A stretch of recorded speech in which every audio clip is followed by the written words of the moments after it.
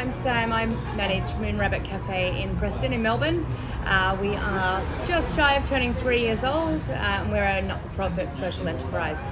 So all of our profits go back into community programs that are run at Bridge Darebin, which is a neighbourhood house. It's been a part of our community for about 40 years now.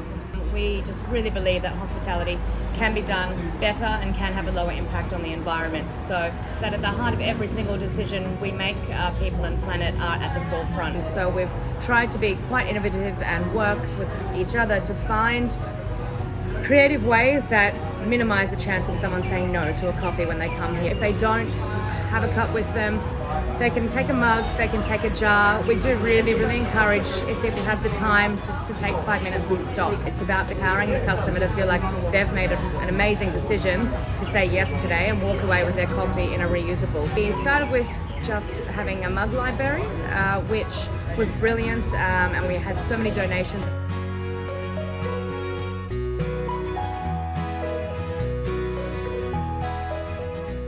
You know, it's been over 3,500 coffees in jars now, and over 3 years we're probably up to 45,000 coffees sold paper cup free.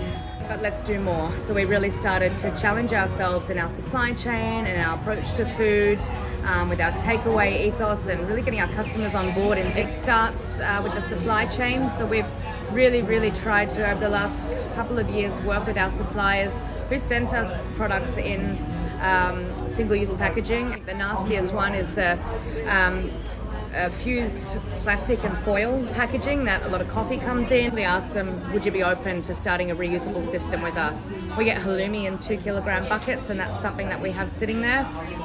So for our first order, we sent them 5 via post. We sent that down to get our first order started.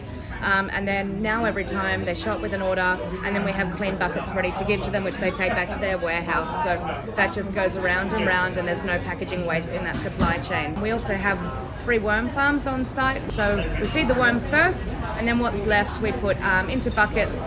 We bundle the buckets up with a mix of organic waste, coffee and carbon. So any hand towel or napkins go in that bucket. So our community composters get a nice little happy balance bundle of compost to put into their garden. And if more and more of us start asking and demanding this of the supply chain, it's just going to start happening more and more. So my top tips in starting your journey to become a responsible cafe would be to firstly just set your intentions and know your why you're doing it.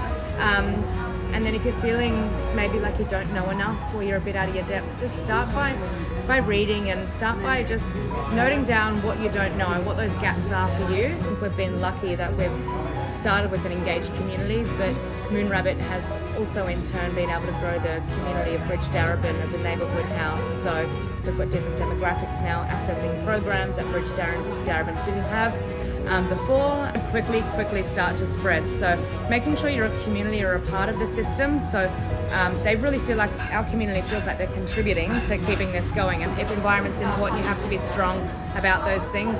We need more cafes to be doing a little bit of good, and to see the change and see the customers' behaviour change along the journey is so empowering and so rewarding.